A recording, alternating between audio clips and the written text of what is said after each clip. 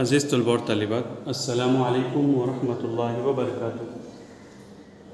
सातवीं जमात में आपका इस्तकबाल है। आइए उर्दू सब्जेक्ट का सबक नंबर दो हज़रत उस्मान गनी रज़ी अल्लाह ताला अन्हु।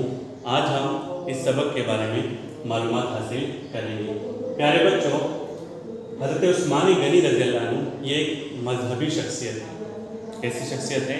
मजहबी शख्सियत है। ये मुसलमानों के तीसरे खलीफा थे। प्यारे बच्चों, जब हम 5वीं में आए थे, आपको याद है, हमने सबसे पहले हज़रत अबू बकर सिद्दीक़ रज़ी अल्लाह अन्हु के बारे में मालूमात हासिल की थी। ये मुसलमानों के पहले खलीफा थे। आप सल्लल्लाहु अलैहि वसल्लम के दुनिया से पर्दा फरमाने के बाद मुसलमानों ने आपस में मशवरा करके सबसे पहले जो खलीफा बनाए थे वो हज़रत अबू बकर सिद्दीक़ रज़ी अल्लाह तआला अन्हु को। खलीफा किसको कहते हैं? नाइब को कहते हैं। किसको कहते हैं? नाइब को कहते हैं। इस्लामी कवानीन के मुताबिक हुकूमत करने वाले को खलीफा कहते हैं। खलीफा का मतलब होता है नाइब। और मुसलमानों के पहले खलीफा का नाम क्या है? हज़रत अबू बकर सिद्दीक़ रज़ी अल्लाह तआला अन्हु। फिर दूसरे खलीफा जब हम 6वीं में आए थे तो हज़रत उमर फारूक रज़ी अल्लाह तआला। उमर फारूक, सिद्दीक़ जो है हज़रत अबू बकर का लक़ब है, फारूक जो है हज़रत उमर रज़ी अल्लाह अन्हु का लक़ब है। तो ये दूसरे मुसलमानों के खलीफा थे। जब हम अभी 7वीं में आ गए प्यारे बच्चों, तो अब हम मुसलमानों के तीसरे खलीफा, 5वीं, 6वीं, 7वीं, पहला, दूसरा और तीसरा। तो तीसरे खलीफा हज़रत उस्मान गनी रज़ी अल्लाह तआला। गनी का लक़ब है, गनी का लक़ब है। प्यारे बच्चों, तो आइए आज हम इस सबक के बारे में, इनकी शख्सियत के बारे में मालूमात हासिल करते हैं। इनके मुसन्निफ़ कौन हैं? सलीम शहज़ाद। सलीम लिखते वक्त प्यारे बच्चों ध्यान रखना, बाज़ बच्चे सलीम इस तरह से लिखते हैं, मीम की गोलाई जो है वो नीचे की तरफ आना चाहिए। किस तरफ आना चाहिए? नीचे की तरफ। तो ये लिखने का तरीका गलत है। और ये सोशा भी जो है वो नीचे की तरफ आना चाहिए, इस तरह से लिखते वक्त, पक्की बात में लिखते वक्त आप लोग इन चीज़ों का ख्याल रखें। आइए सबक की तरफ चलते हैं। बेहतरीन सबक है ये, तीसरे मुसलमानों के खलीफा, है ना। फिर एक सवाल प्यारे बच्चों शुरू में आ गया है, खिलाफत राशिदा किसे कहते हैं? खिलाफत राशिदा। आप सल्लल्लाहु अलैहि वसल्लम की दुनिया से पर्दा फरमाने के बाद सबसे पहले जो खलीफा बने वो हज़रत अबू बकर, दूसरे हज़रत उमर, तीसरे हज़रत उस्मान और फिर चौथे खलीफा बने हज़रत अली रज़ी अल्लाह तआला। हज़रत अली रज़ी अल्लाह तआला। इस्लाम के अंदर, है ना, इन चारों खलीफाओं की खिलाफत को, हुकूमत को खिलाफत राशिदा कहते हैं। खिलाफत राशिदा कहते हैं। समझ में आ गया? तो आइए चलो इनके बारे में आज हम मालूमात हासिल करते हैं। मदीने में सख्त कहत पड़ा हुआ था। सबक का पहला जुमला कहत, बारिश वगैरह न होने की वजह से, है ना, 1 साल 2 साल पानी की किल्लत हो जाती है। लोगों को पीने के लिए, ज़रूरियात ज़िंदगी को पूरा करने के लिए पानी की शदीद किल्लत का एहसास होता है। अनाज भी नहीं मिलता तो जानवर भी मर जाते हैं। तो वो सूखा पड़ना कहत कहते हैं उसको, है ना। पहला लफ्ज़ है मदीने के अंदर। कहाँ पर? मदीने में सख्त कहत पड़ा हुआ था। पहले चलो हम रीडिंग करते हैं, है ना। पहले 2 पैराग्राफ के अच्छे से रीडिंग करते हैं। अनाज और पानी न मिलने की वजह से लोग बहुत परेशान थे। इन चीज़ों के लिए लोगों को दूर दूर जाना पड़ता था। मदीने के एक हिस्से में यहूदी आबाद थे जिनके मोहल्ले के पास कुआं था। कुएं का यहूदी मालिक उसका पानी बहुत ज़्यादा कीमत में फ़रोख्त करता था। गरीब मुसलमानों ने ये बात रसूल अकरम सल्लल्लाहु अलैहि वसल्लम को बताई। आप सल्लल्लाहु अलैहि वसल्लम ने ऐलान फरमाया कि लोगों को पानी की तकलीफ से बचाकर अल्लाह की खुशनुदी कौन हासिल करेगा। ये ऐलान सुनकर आप सल्लल्लाहु अलैहि वसल्लम के एक सहाबी कुएं के मालिक से जा मिले। उन्होंने उससे कुआं खरीदने की बात की। बड़ी सौदेबाजी के बाद यहूदी सिर्फ आधा कुआं फरोख्त करने पर राजी हुआ। आधे कुएं से मुराद ये थी कि एक दिन तो कुआं खरीदने वाला उसका पानी इस्तेमाल करेगा और दूसरे दिन यहूदी कुएं के पानी का मालिक होगा। कुआं खरीदने वाले सहाबी ने सौदा मंजूर कर लिया। जिस दिन कुआं उनका होता इनका होता, मदीने के तमाम बाशिंदे उससे मुफ्त पानी हासिल कर लेते। लेकिन दूसरे दिन यहूदी अपना पानी मुसलमानों को बहुत महंगे दामों फरोख्त करता था। तब मुसलमानों ने ये किया कि जिस दिन कुआं यहूदी का न होता वो दोनों दिनों का पानी जमा कर लेते। इस तरह दूसरे दिन यहूदी से पानी खरीदने कोई न जाता। परेशान होकर यहूदी ने कुआं खरीदने वाले सहाबी से कहा कि मैं पूरा कुआं बेचने के लिए तैयार हूँ। सहाबी ने कुएं की बकिया कीमत भी अदा कर दी और उसे मदीना के सभी बाशिंदों के लिए वक्फ कर दिया। कुआं खरीदने वाले ये सहाबी हज़रत उस्मान बिन अफ़्फ़ान रज़ी अल्लाह तआला अन्हु थे, जो बाद में मुसलमानों के तीसरे खलीफा हुए। प्यारे बच्चों, ये हमने शुरू के 2 से 3 पैराग्राफ की रीडिंग किए हैं। आप पहले पूरा सबक पढ़िए और फिर इस जो हम वीडियो बना रहे हैं उसको भी आप देखिए, ताकि ये सबक आपको मुकम्मल तौर पर समझ में आ जाए।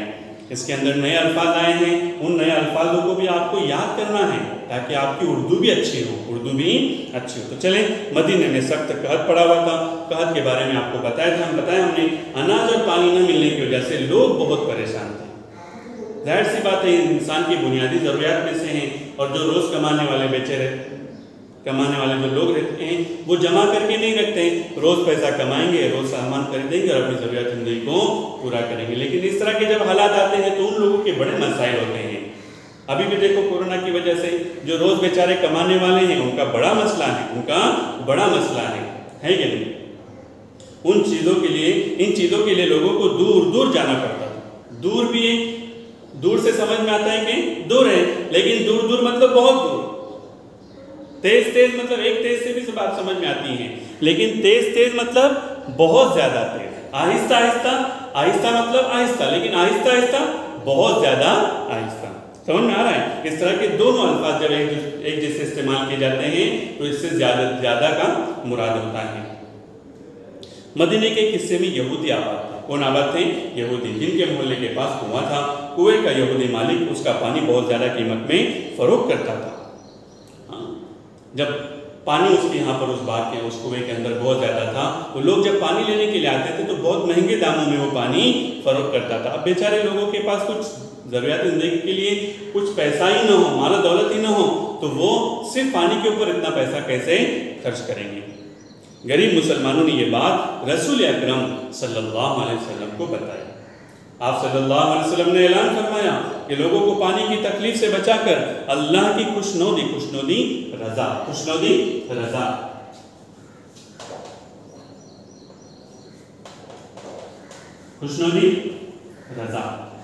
अल्लाह की रजा कौन हासिल करेगा? ये ऐलान सुनकर जब ऐलान हुआ तो आप सल्लल्लाहु अलैहि वसल्लम के एक सहाबी किसे कहते हैं प्यारे बच्चों? जिसने ईमान की हालत में अल्लाह के नबी सल्लल्लाहु अलैहि वसल्लम को अपनी आंखों से देखा और वो उसी पर कायम रहे और वो इस दुनिया से चले गए, ईमान की हालत पर बाकी रहे और इस दुनिया से चले गए, तो उनको सहाबी कहते हैं। क्या कहते हैं? सहाबी कहते हैं। ईमान पर बाकी रहना भी शर्त है प्यारे बच्चों, तभी तो सहाबी का मर्तबा उनको मिलेगा। कुएं के मालिक से मिले, उन्होंने उससे कुआं खरीदने की बात की। बड़ी सौदेबाजी, वो मानने को तैयार ही नहीं था। इतनी कीमत, इतनी फिर ये कर रहे थे, है ना। तो ये बड़ी सौदेबाजी के बाद यहूदी जो है वो सिर्फ आधा कुआं खरीदने बेचने पर राजी हो गया, फरोख्त करने पर राजी हो गया। आधे कुएं से मुराद क्या थी कि उसके बीच में दीवार डालते थे? नहीं, आधा कुएं से मुराद एक दिन वो कुएं का मालिक जो है वो यहूदी होगा और दूसरे दिन जो है वो सहाबी होंगे जिन्होंने वो कुआं खरीदा है। कुआं खरीदने वाले सहाबी ने सौदा मंजूर कर लिया, डन, फाइनल हो गई बात, मंजूर कर लिया, तय हो गया। जिस दिन कुआं इनका होता, मदीने के तमाम बाशिंदे तमाम अफराद लोग उससे मुफ्त पानी हासिल करते। कुआं खरीदा ही इसलिए इन्होंने क्योंकि उनको अल्लाह की रजा हासिल हो। क्या हो? पानी को है ना लोगों को पहुंचाना प्यारे बच्चों बहुत ऊंची नेकी है, सवाबे जारिया में बेहतरीन अमल है पानी की तकलीफ से लोगों को बचाना। उससे मुफ्त पानी हासिल करते हैं, लेकिन दूसरे दिन यहूदी अपना पानी मुसलमानों को बहुत महंगे दामों फरोख्त करता था। तब मुसलमानों ने ये किया कि जिस दिन कुआं यहूदी का न होता वो 2 दिनों का पानी जमा कर ले। ये है मौका महल की सूझबूझ। हाँ, कि दूसरे दिन पानी महंगा मिलने वाला है, चलो थोड़ा सा आज जमा करके रखो, दूसरे दिन नहीं लेना, फिर तीसरे दिन नंबर आने ही वाला है, उस दिन 2 दिन का पानी फिर दोबारा हम जमा करेंगे। इस तरह दूसरे दिन यहूदी से पानी खरीदने कोई ना जाता, परेशान होकर यहूदी ने कुआं खरीदने वाले साहबी से कहा कि मैं पूरा कुआं बेचने के लिए तैयार हूँ। पहले आधी कीमत पर आधे कुआं बेचा, फिर जब देखा कि दूसरे दिन कोई आ ही नहीं रहा है, अब बाकी का रखकर हम क्या करेंगे, चलो पूरा के पूरा कुआं वो साहबी को दे देंगे। साहबी ने कुएं की बकिया कीमत भी अदा कर दी और उसे मदीना के सभी बाशिंदों के लिए वक्फ कर दिया। देखो वक्फ कर देना अवाम की भलाई के लिए, अवाम की भलाई के लिए अपनी चीज बिला मुआविजा, ये बहुत बड़ी बात है प्यारे बच्चों, बिला मुआविजा दे देना, यानी उस पर अब अपना कोई हक नहीं, मैंने दे दिया, मैंने दे दिया। इस तरह से कुआं खरीदने वाले ये साहबी हज़रत उस्मान बिन अफ़्फ़ान, हज़रत उस्मान बिन अफ़्फ़ान, यहाँ पर नाम है उस्माने गनी, गनी उनका लक़ब है, जो बाद में मुसलमानों के तीसरे खलीफा बने। कितने नंबर के? तीसरे नंबर के खलीफा बने। कौन? हज़रत उस्माने गनी रज़ी अल्लाह। हज़रत उस्मान रज़ी अल्लाह का खानदान मक्के का एक मुमताज बाइज़्ज़त, मुमताज बाइज़्ज़त, देखो यहाँ पर मीनिंग लिखी हुई है, नामवर, नुमाया, ऊंचे खानदान के लोग, है ना। और बाइख्तियार खानदान था जिसका शुमार कबीले कुरैश के रईसों में होता था, मालदारों में होता था। उनकी वालिदा उर्वा हज़रत मोहम्मद सल्लल्लाहु अलैहि वसल्लम की करीबी रिश्तेदार थे। हज़रत उस्मान रज़ी अल्लाह अन्हु मियाना कर, न एकदम ऊंचे न एकदम पस्ता, दरमियानी कद के थे, जिसको मियाना कहते, दरमियाना, और मजबूत बदन। हाँ, कैसा बदन? मजबूत। प्यारे बच्चों, हमें भी अच्छी ग़िज़ाओं का इस्तेमाल करके हमारी अपनी सेहत को भी अच्छा रखना है, अच्छा रखना है। एक कवि मुसलमान जो कमज़ोर मुसलमान से अच्छा होता है, एक कवि मुसलमान जो कमज़ोर मुसलमान से अच्छा होता है। उसके लिए सबसे बेहतर तरीका प्यारे बच्चों, रात को जल्दी सोना, सुबह जल्दी उठना, ये भी अच्छी सेहत का राज है। भूख लगे तब खाना, ये भी सेहत का राज है, और जितनी भूख लगे उससे थोड़ा कम खाना, ये भी सेहत का राज है। इन बातों पर इंशाअल्लाह हम सब अमल करेंगे, हमारी सेहत हमेशा अच्छी रहेंगी। सबसे बेहतरीन आदत अभी हम शुरू करें, नियत करें रात को जल्दी सोने की। ईशा की नमाज हो गई, जल्दी से अपने कामों को निपटा कर सो जाना, और सुबह जल्दी उठना, सुबह जल्दी उठना, इससे हमारी सेहत अच्छी रहेगी। खूबरू शख्स थे, कैसे शख्स थे? खूबरू, खूबरू खूबसूरत, खूबरू खूबसूरत, खूबरू खूबसूरत शख्स थे। ये बात भी मशहूर है कि हज़रत मोहम्मद सल्लल्लाहु अलैहि वसल्लम से हज़रत उस्मान रज़ी अल्लाह अन्हु की बहुत ज़्यादा मुशाबिहत थी, चेहरे मोरे में, लिबास, इसमें, सेहत के एतबार से, यानी अल्लाह के नबी सल्लल्लाहु अलैहि वसल्लम से बिल्कुल करीब करते दिखने के अंदर, तो मुशाबिहत बहुत ज़्यादा थी। मुशाबिहत देखो, जुड़वा देते हैं ना, जुड़वा एक जैसे दिखाई देते, पहचानने में नहीं आता है, पहचानने में नहीं आता है ना। ऐसी मुशाबियत थी उनके अंदर, ये जुड़वाने थे लेकिन मुशाबियत थी, मिलते जुलते थे। हज़रत उस्मान रज़ी अल्लाह अन्हु निहायत बाहया, हया इनके अंदर थी, ऊंची सिफत है प्यारे बच्चों, हया, शर्म जिसको कहते हैं, जिस बल्कि कौल भी है, जिसमें हया है उसमें ईमान है, जिसमें हया नहीं उसमें ईमान भी नहीं, है ना। तो ये बहुत ऊंची सिफत है, बेहयाई अच्छी चीज़ नहीं है, इंसान के अंदर शर्म हया होना चाहिए। बाहया, सब्र करने वाले, पेशेंस था उनके अंदर, सब्र था।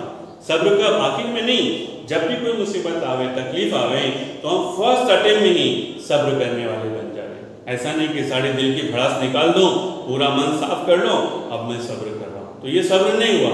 ये सब बोल के आप फारिग हो गए, अब चलो सब्र कर लें, देख रहे कि आपको मिलने वाला तो है नहीं, कुछ होने वाला तो है नहीं, उसके बाद अब सब्र करो, तो उसको सब्र नहीं कहते। पहले अटेम्प्ट पर, पहले इसमें ही सब्र। और सही थे, अपना माल और दौलत, है ना, लोगों पर लुटाने वाले थे, लोगों पर लुटाने वाले थे, इसलिए तो उनको गनी कहा जाता है, इसलिए तो उनको गनी कहा जाता है। और अपनी जात पर कम से कम लगाते थे। हकीकत में प्यारे बच्चों, हमारे असलाफ ऐसे थे, अपनी जात पर सोच समझ कर, लेकिन मखलूक खुदा पर बेदरेक लगाए, कभी कोई कैद नहीं लगाए उस पर। अपनी सखावत की वजह से वो गनी कहलाए। गनी क्यों कहलाए? सखावत की वजह से। किसकी वजह से? सखावत। बेदरेक लोगों पर अपना जान माल इस्तेमाल करते थे, वो सफाई पसंद थे। हमारे अंदर भी ये सिफत है प्यारे बच्चों, हम सब साफ सुथरे रहने की आदत डालें, है ना, साफ सुथरा रहना, इससे बीमारियां भी कम आती। रोजाना गुस्ल करते हैं, साफ सुथरे कपड़े पहनते हैं। नए कपड़े पहनना जरूरी नहीं प्यारे बच्चों, याद रखना, साफ सुथरे कपड़े पहनना ये जरूरी है। और खुशबू लगाते हैं, अच्छी खुशबू, है ना, लगाना चाहिए, सुन्नत है ये भी। इस्लाम कबूल करने के बाद हर जुमा एक गुलाम आज़ाद करना उनका शियार बन गया था, मिजाज बन गया था, उनकी आदत बन गई थी, है ना। खुद सादा खाना खाते लेकिन मेहमानों को हमेशा लजीज और उम्दा खाना खिलाते थे, है ना। हमारे घरों पर भी ये आदत में मिजाज है, अरबों का तो बहुत मशहूर है मेहमान नवाजी, है ना। हमारे यहाँ पर भी मेहमान आता है तो हमारा रूटीन का जो खाना रहता है उसको हम बनाते नहीं बल्कि कुछ अच्छा ही पकाते हैं, मेहमान का इकराम करते हैं। खलीफा बन जाने के बाद भी उन्होंने कभी खुद को आम मुसलमानों से बढ़तर और अफजल नहीं समझा। आम इंसानों में रहते थे और आम लोगों की तरह रहते थे। ये नहीं कि मैं बड़ा खलीफा बन गया और मेरा थोड़ा लिविंग स्टैंडर्ड चेंज हो गया, ऐसा नहीं है। वो जैसे पहले थे वैसे खलीफा बनने के बाद भी रहने लगे। वो सबके साथ बैठते, सबकी इज्जत करते। हकीकत में प्यारे बच्चों, हम भी अपने भाई बहन चाहे छोटे ही क्यों न हो, हम उनकी घर में इज्जत करें।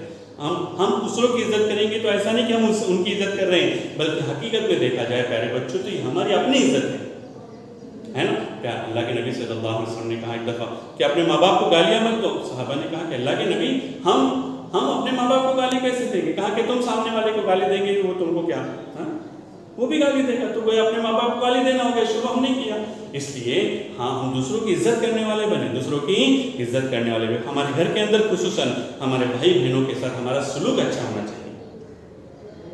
किसी से अपनी तकरीम की ख्वाहिश न करते थे। तकरीम यानी इज्जत, तकरीम यानी इज्जत, तकरीम यानी इज्जत। एक मर्तबा अपने मुलाजिम से कहा कि मैंने तुझ पर जो ज्यादती की है मुझसे इसका बदला ले ले। वाह, कैसी जिंदगी प्यारे बच्चों, इतना साफ सुथरा जिंदगी गुजार सकते हैं। दुनिया में जरा भी कुछ लेन देन में गड़बड़ी दिख रही है वहीं के वहीं फैसला हो जाए, बाद में नहीं। दिलों को साफ रखना ही ईमान की अलामत है प्यारे बच्चों। हम बातों को दिलों में रखते हैं ना तो दिल खराब हो जाते हैं, और दिल हमेशा पाक और साफ रखना चाहिए। गिबत, बहतान, झूठ, चुगलखोरी, इन चीज़ों की वजह से ये दिल खराब होता है। और प्यारे बच्चों, अल्लाह पाक है और अल्लाह पाक जगहों पर रहना पसंद करता है। इंसान के दिल के अंदर अल्लाह रहते हैं। हमारा दिल साफ होना चाहिए, हमारा दिल साफ होना चाहिए। हाँ, तो मुझसे इसका बदला ले लें। और जिद करके उन्होंने मुलाजिम से अपने कान पकड़वाए। कितनी बड़ी बात है। जब उसने नरमी से उनके कान पकड़े तो कहा भाई खूब जोर से पकड़, क्योंकि दुनिया का बदला आखिरत के बदले से आसान है। दुनिया में जैसे करेंसी चलती है, बल्कि एक मुल्क की करेंसी दूसरे मुल्क में नहीं चलती। इंडिया में रुपी चलता है तो सऊदी में रियाल चलता है, अमेरिका में डॉलर चलता है ना, इंग्लैंड में पाउंड चलता है। तो एक मुल्क की करेंसी दूसरे मुल्क में नहीं चलती, तो दुनिया की करेंसी आखिरत में कैसे चलेगी? तो आखिरत में करेंसी काहे की चलेगी? आमाल की चलेगी। मैंने किसी को सताया, तकलीफ दिया, दुनिया में बदला हो गया, मामला खत्म। लेकिन अगर उसने सामने वाले ने बदला नहीं लिया तो आखिरत में उस सजा के बदले मुझे नेकियां देनी पड़ेगी, मुझे नेकियां देनी पड़ेगी। तो इसलिए कहा कि दुनिया का बदला आखिरत के बदले से आसान है। हज़रत मोहम्मद सल्लल्लाहु अलैहि वसल्लम ने अपनी एक बेटी बीबी रुकैया रज़ियल्लाहु अन्हा का निकाह हज़रत उस्मान रज़ियल्लाहु अन्हु से कर दिया था। बीबी रुकैया, नाम याद रखना प्यारे बच्चों। हाँ, बीबी रुकैया रज़ियल्लाहु अन्हा का निकाह हज़रत उस्मान रज़ियल्लाहु अन्हु से कर दिया गया। मक्के में जब मुसलमानों पर बहुत जुल्म होने लगा तो वहाँ के कुछ लोग, कुछ मुसलमान हज़रत सल्लल्लाहु अलैहि वसल्लम की इजाज़त से मुल्के हबश अफ्रीका का एक मुल्क है, इथियोपिया। हबश अफ्रीका का एक मुल्क है, अफ्रीका का एक मुल्क है। मुल्क का नाम क्या है? इथियोपिया, याद रखना। हाँ, ये पहले मुसलमानों की जो हिजरत हो गई थी मदीना से पहले, वो हबशा की हुई थी। वहाँ के बादशाह ने मुसलमानों को अच्छा साथ भी दिया था, बल्कि वहाँ के लोगों को भी ऐलान करा है कि जो इन मुसलमानों को सताएगा उनको तावान देना पड़ेगा, पेनल्टी जिसको बोलते हैं। हज़रत उस्मान रज़ियल्लाहु अन्हु भी अपनी अहिया मुहतरमा के साथ हबश की तरफ रवाना हिजरत कर गए। चंद वर्षों के बाद जब ये बात मशहूर हुई कि मक्के के लोग मुसलमान हो गए हैं तो हज़रत उस्मान रज़ियल्लाहु अन्हु वापस तशरीफ़ ले आए, मगर काफिरों के मुसलमान हो जाने की खबर झूठी थी, है ना, गलत खबरें फैलाया करते थे। उनके जुल्म सितम मुसलमानों पर बराबर जारी थे।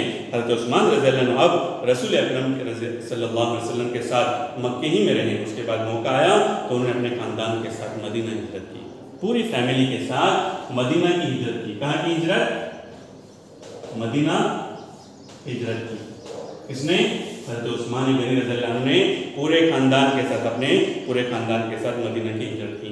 एक बीमारी में जब बीबी रुकैया इनका बीबी रुकैया रज़ी अल्लाह तआला अन्हा का इंतकाल हो गया तो हज़रत सल्लल्लाहु अलैहि वसल्लम ने अपनी दूसरी बेटी बीबी उम्मे कुलसुम, नाम याद रखना, बीबी उम्मे कुलसुम रज़ी अल्लाह तआला, इनका निकाह हज़रत उस्मान रज़ियल्लाहु अन्हु के निकाह में दे दिया। रसूल अकरम सल्लल्लाहु अलैहि वसल्लम की दो बेटियों से, कौन सी दो बेटियां? बीबी रुकैया और बीबी उम्मे कुलसुम, ये आप सल्लल्लाहु अलैहि वसल्लम की दो बेटियां हैं। इन बेटियों से निकाह करने के सबब की वजह से हज़रत उस्मान गनी रज़ियल्लाहु अन्हु को ज़ुन्नुरैन भी कहा जाता है। क्या कहा जाता है? ज़ुन्नुरैन, ज़ुन्नुरैन भी कहा जाता है, यानी दो नूर वाले। ज़ुन्नुरैन ने दो नूर वाले। आप सल्लल्लाहु अलैहि वसल्लम सरापा नूर है, आप सल्लल्लाहु अलैहि वसल्लम सरापा नूर है, तो उनकी बेटियां भी नूर है, उनकी बेटियां भी नूर है। अब दो बेटियां हज़रत उस्मान रज़ियल्लाहु अन्हु के निकाह में दी गई, इसलिए उनको दो नूर वाले कहा जाता है। एक बार कहती के ज़माने में हज़रत उस्मान रज़ियल्लाहु अन्हु के यहाँ गले से लदे हुए 1000 ऊँट आए। बहुत बड़े ताजिर थे, तिजारत करते थे। हाँ, मदीने के बहुत से ताजिर दौड़े हुए उनके पास आए, कहत था तो, और इनके तिजारत के अंदर बहुत ज़्यादा मुनाफा इनको मिला, तो मदीने के सब ताजिरों के घरों पर दौड़ते हुए आए, उनके पास पहुंचे और उन्हें दुगनी कीमत पर गले का सौदा करना चाहा। दुगनी कीमत मतलब 2 रुपए की चीज़ है तो कितने रुपए में? 4 रुपए में। 2 रुपए की चीज़ को दुगनी, डबल कीमत करना चाहा। हज़रत उस्मान रज़ियल्लाहु अन्हु ने जवाब दिया कि मुझे तो इस माल के बदले 10 गुना कीमत मिलने वाली है, मतलब 20 रुपया, 2 ढाई 20 है ना, 10 गुना कीमत मिलने वाली है। ताजिरों को हैरत हुई कि 10 गुना नफा पर उनका माल कौन खरीदेगा। हज़रत उस्मान रज़ियल्लाहु अन्हु ने सारा गल्ला ज़रूरतमंद अवाम में तकसीम कर दिया और ताजिरों से कहा अल्लाह ताला एक नेकी के बदले 10 नेकियों का सवाब अता करता है। कितनी प्यारी बात है प्यारे बच्चों। इन्होंने सिर्फ दुनिया को सामने नहीं रखा, उन्होंने आखिरत को सामने रखा। दुनिया के लेन देन में भी वो अपनी आखिरत को सामने रखते थे, और जहाँ दुनिया के लिए काम करते थे वहीं आखिरत के लिए भी काम करते थे, है ना। फिर दुनिया रब्बना आतिना फिद दुनिया व फिल आखिरती हसना, है ना। दुनिया और आखिरत दोनों के एतबार से हमको सोचना है। भलाई अता करे अल्लाह हम सब के लिए। दुनिया वालों में इस्लाम का पैगाम पहुंचाने और मुसलमानों को मुशरिकीन के जुल्म सितम से बचाने के लिए हज़रत उस्मान रज़ियल्लाहु अन्हु ने रसूल अकरम सल्लल्लाहु अलैहि वसल्लम के साथ बहुत सी लड़ाइयों में हिस्सा लिया। अरब के एक मुकाम तबूक में जब लड़ाई का मौका आया तो उन्होंने उस लड़ाई के लिए तिजारत से हासिल होने वाला नफ़ा अल्लाह की राह में खर्च कर दिया। बहुत सारा फौजी साजो सामान हज़रत उस्मान रज़ियल्लाहु अन्हु ने अपने खर्च से मुहैया किया और 1000 दीनार नकद पेश किए। जब भी अल्लाह के दीन का मामला आता था, तन मन धन अपना सब कुछ अल्लाह के दीन के पर लगाने के लिए हमेशा तैयार रहते थे। हज़रत उमर बिन खत्ताब रज़ियल्लाहु अन्हु की शहादत के बाद 6 सहाबा की जमात ने, कितनी? 6 सहाबा, याद रखना इसको, हाँ, 6 सहाबा के मशवरे से, हाँ, शुरा से, हाँ, आपस में मशवरा करके हज़रत उस्मान रज़ियल्लाहु अन्हु को मुसलमानों का खलीफा मुकर्रर किया। उनकी खिलाफत का ज़माना तकरीबन 11 साल रहा। कितने साल रहा? 11 साल। हज़रत अबू बकर 2.5 साल, हज़रत अबू बकर रज़ियल्लाहु अन्हु 2.5 साल, और हज़रत उस्मान रज़ियल्लाहु अन्हु तकरीबन 11 साल। अपने ज़माने की खिलाफत में उन्होंने हज़रत उमर रज़ियल्लाहु अन्हु की बहुत सी बातों पर अमल किया। उनकी इस्लाहात से इस्लामी हुकूमत ने बहुत कुव्वत हासिल कर ली। बैरूनी मुल्क से आने वाले जिज़िये की रकम में इजाफा हो गया। जिज़िया किसको कहते हैं? जिज़िया इस्लामी हुकूमत में जो गैर मुस्लिम रहते थे, याद रखना, हाँ, जिज़िये की मानी समझा रहे हैं। इस्लामी हुकूमत में जो गैर मुस्लिम लोग रहते थे उनकी हिफाजत के लिए उनसे ली जाने वाला टैक्स रकम, है ना, उसको जिज़िया कहते हैं। उनकी रकम में इजाफा हो गया। तिजारत, ज़राअत और तालीम को खूब तरक्की हुई। तीनों शोबे जो है वो मजबूत किए। हज़रत अबू बकर रज़ियल्लाहु अन्हु ने अपने दौरे खिलाफत में कुरान का एक नुस्खा उम्मुल मोमिनीन, मुसलमानों की माँ, उम्मुल मोमिनीन, मुसलमानों की माँ हज़रत हफ्सा रज़ी अल्लाह तआला अन्हा के पास रखवाया था। हज़रत उस्मान रज़ियल्लाहु अन्हु ने उनसे ये नुस्खा यानी कॉपी मंगवा कर उनकी नकलें तैयार करवाई और इस्लामी मुल्कों में भिजवा दी ताकि मुसलमान हज़रत सल्लल्लाहु अलैहि वसल्लम से साबित शुदा किरात कुरान पढ़ने का तरीका के मुताबिक तिलावत करें। हज़रत उस्मान रज़ियल्लाहु अन्हु का ये एक बड़ा दीनी कारनामा है। अलग अलग तरीके से लोग कुरान की तिलावत शुरू कर दिए थे। 7 तरह से कुरान पढ़ा जाता है, लेकिन हर इलाके में अलग अलग तरीके से पढ़ा जाने लगा। इसलिए आज जो तरीका पूरी दुनिया में पढ़ा जा रहा है आवाम के अंदर, वो तरीका हज़रत उस्मान रज़ियल्लाहु अन्हु का बड़ा दीनी कारनामा था। हज़रत उस्मान रज़ियल्लाहु अन्हु एक नरम दिल इंसान थे। कैसे? सॉफ्ट इंसान थे, है ना। उनकी नरम मिजाजी का फ़ायदा उठाकर बाद लोगों ने उनसे खिलाफत छोड़ देने के लिए कहा। उन्होंने जवाब दिया, अल्लाह ने जो खिलत मर्तबा इज़्ज़त है ना मुझे पहनाई है, उसको मैं अपने हाथ से न उतारूंगा। तब ये लोग बगावत पर आमादा हो गए, बगावत पर आमादा हो गए, अमीर के खिलाफ हो गए, खलीफा के खिलाफ हो गए, और उन्होंने हज़रत उस्मान रज़ियल्लाहु अन्हु के मकान को घेर लिया, मुहासरा कर लिया। एक दिन मुहासरा करने वालों में से कुछ लोग वहाँ आए। हज़रत अली रज़ियल्लाहु अन्हु के बड़े बेटे हज़रत हसन रज़ियल्लाहु अन्हु ने उन्हें रोका, मगर बाकी उन्हें जख्मी करके मकान में घुस गए। उस वक्त हज़रत उस्मान रज़ियल्लाहु अन्हु कुरान की तिलावत कर रहे थे। प्यारे बच्चों, कुरान की तिलावत को हम सबको एहतिमाम करना है। अभी अच्छा खासा मौका है, स्कूल जाना आना नहीं है, वक्त बच रहा है, अल्लाह के कलाम को पढ़ें, उसको समझने की कोशिश करें। इसी हालत में बागियों ने उन्हें शहीद कर दिया। उस वक्त उनकी उम्र 80 साल से ज़्यादा थी। कितने साल से ज़्यादा थी? 80 साल से ज़्यादा थी। तो प्यारे बच्चों, ये था पूरा सबक। नंबर 2, हज़रत उस्मान गनी रज़ियल्लाहु अन्हु। हाँ, हमने इसको मुकम्मल समझाने की कोशिश की है। जो भी हुआ है अल्लाह का शुक्र है, हम इसको समझने की कोशिश करें। अगले लेक्चर में दोबारा मुलाकात होगी, तब तक के लिए इजाज़त चाहते हैं। अस्सलामु अलैकुम व रहमतुल्लाहि